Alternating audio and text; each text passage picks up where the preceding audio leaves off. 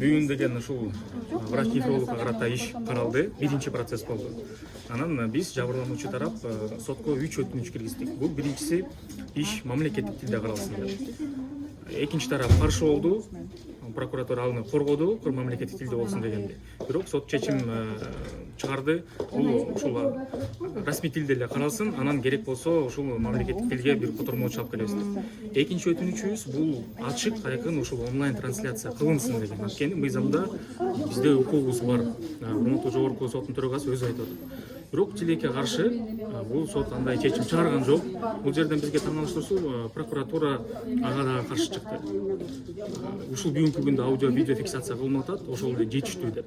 Экинчи тарап албетте алар каршы чыгышты. Эч кандай ушул журналисттер болбосун, онлайн болбосун дегенге каршы чыгышты.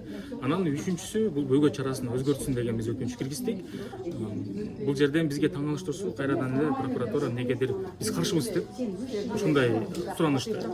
Ушул бөгөө чарасы мурункудай эле үй камагында калсын деп ошондой прокуратура суранышты.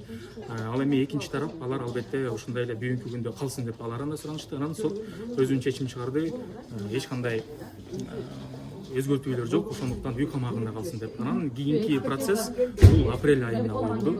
Анан эми кийинкисинде бара-бара анан иш уланат.